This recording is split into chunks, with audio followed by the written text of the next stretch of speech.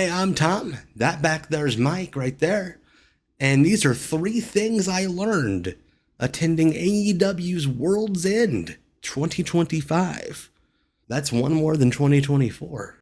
Now, since I'm required to legally be making content at all times, no matter what happens in my life, I'm making content about a trip I made up to Hoffman Estates, not quite Chicago, yesterday evening as I'm recording this. Who knows when you're watching this? YouTube's forever. I could be dead as of your viewing of this, and if so, I certainly hope I got a little blurb in the Wrestling Observer newsletter that Dave was real nice about me. This isn't a blow-by-blow, match-by-match review thing, because A, those suck. Those are really lame.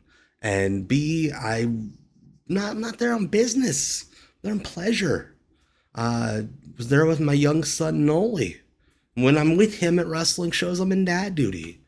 But I pick up a few things. We went with our lovely friends, Marty and Sarah, who were kind enough to invite us along. Got a ride from the K-fabulous Dr. Keith Lipinski. Great man, tall man, in fact. Even though I wasn't there as like super uber wrestling nerd dude, I still picked up a few things. And let me talk about them now. Like, for instance, round robin tournaments work in America. That's crazy. That goes against everything that we have ever been taught as American wrestling fans. I remember being on message boards in like the early 2000s, and someone would be like, why can't we have a G1 or a Champions Carnival in America? And you get shouted down because, you know, American wrestling fans are stupid. Guess what?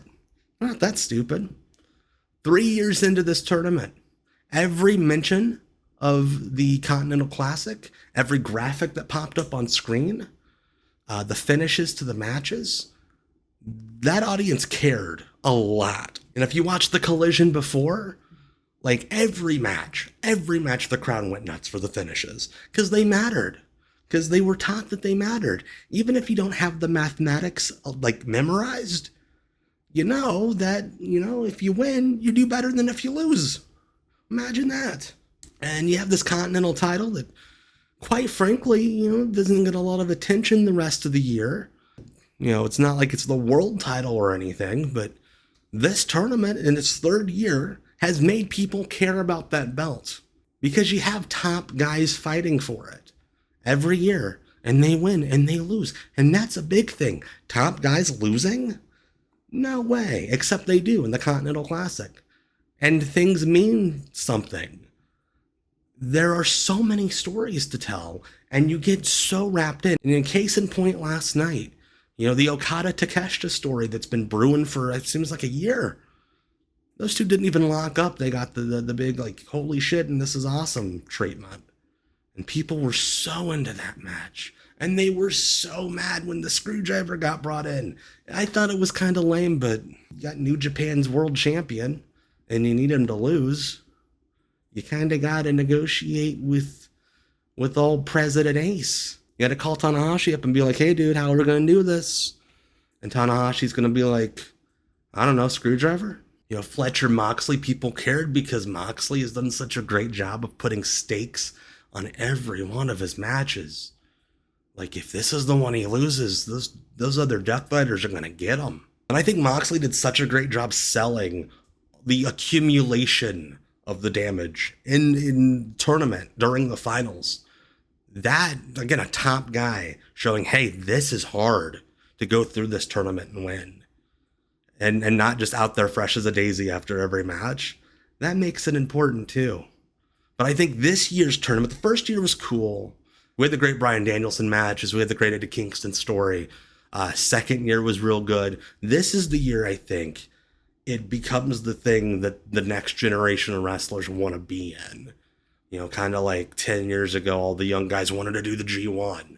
Like, this is the year where the Continental Classic becomes the tradition for the, quote, hardcore wrestling fan. And I think that's going to pay dividends for AEW in years to come. When you're negotiating with young wrestlers, young hot wrestlers, you can be like, listen, you can be in the Continental Classic. If their value level is set on putting out, that great quality work to fill out their resume, their saga, boom, right there. The second thing I learned is that as good as I thought Kyle Fletcher was, he is so much better.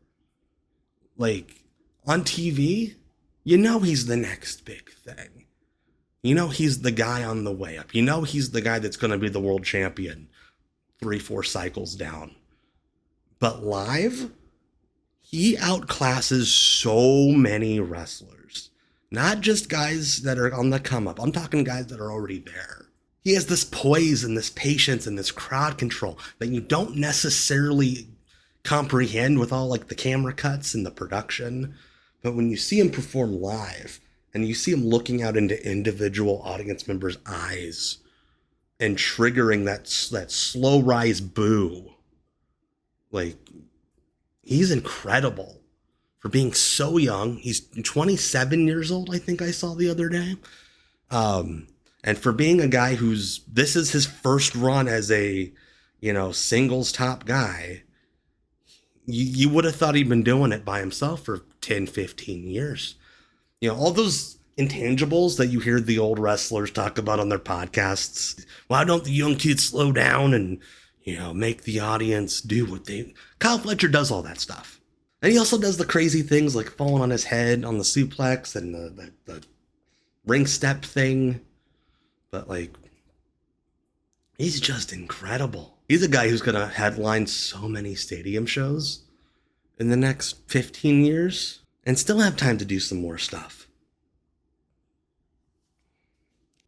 And the third thing I learned is that there is such a demand for more mixed tag wrestling in AEW. I know there's weird rules with the TV stations and the advertisers, but AEW performers have such creative ways of getting around certain restrictions, and that mixed nuts tag match last night, the Tornado Atomicos match, it was a blast. I dare say, other than Okada and Takeshita, that's the hottest the crowd was the whole night.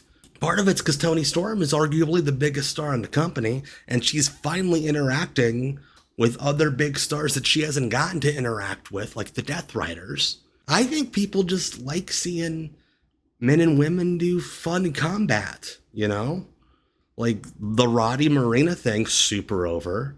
The Orange Cassidy, Toni Storm Tango spot, oh my goodness. Crowd went unglued. And by the way, just side tangent. Again, I'm recording this Sunday night. AEW's not doing anything television-wise for another few days. They need to capitalize.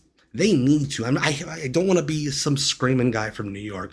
I'm not going to do that. But Toni Storm and Orange Cassidy, there's something there.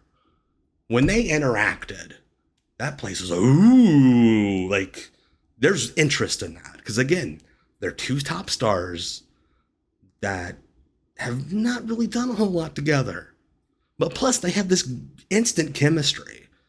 Toni Storm's a cartoon character. Orange Cassidy's so understated. I would add him to the Mina and Toni thing. Let them do whatever insanity Toni dreams up. Because she's one of those performers that you can kind of describe what she's doing, but it is so far outside the lines, and I mean this in a positive way, just the most wonderful chaos. But that match was a blast. I loved the Death Riders doing the old Dragon Gate chain spot in the corner. And I think Yuta and Garcia and Claudio even did the old Michinoku Pro Kai and Tai spot where you do the pose on one of the dudes. That was pretty sweet. But every time AEW does a mixed tag match, and you get the hot tag, and they somehow have the men and the women interact, the crowd goes unglued. And I get that maybe you want to make it special and not do it all the time, but you have so many overperformers in the women's division and the men's division that don't get to interact because of this barrier that's been created. You got to find a way to chop it down. It would make the TV so much more fresh. I remember when they did the mixed tag with FTR and Jet Speed and Megan Bayne and Willow a few months ago in Collision. And Willow working with FTR, that felt like something that could have gone somewhere. I don't know how it happens, but I think there's got to be a way to do some sort of mix. I don't know if it's a mixed tag title. Again, there's a lot of titles in AEW, and I'll agree with you there. I don't know if it's like a tournament. I don't know if it's just regularly doing mixed tags. But there's got to be a way to do this more often, especially the AEW audience, who seems much more progressive and much more open-minded to things. They seem to be really chomping at the bit to see women get in there and mix it up with the dudes. That match, that Mixed Nuts match, was so exciting last night. It was a blast, and it could be a weekly feature of the TV if you just let it. Please, Toni, I beg you. I love you. Sports Illustrated's Promoter of the Year, please. So again, not a whole lot to this video, not a whole lot of editing or anything. I'm not going to throw in clips probably because, I just want to get this out. If you agree, disagree with me, you think I'm on crack, whatever, make sure to leave a comment, like, comment, subscribe, hype, bump it up, baby. I'll be back with another WCW video after the first of the new year. I got a couple ideas, but I just wanted to get this out because, again, I am nothing if not somebody who is legally obligated to put out content at all times. So again, my name's Tom, that back there's Mike, and please, let's get more women giving dudes hip tosses in 2026.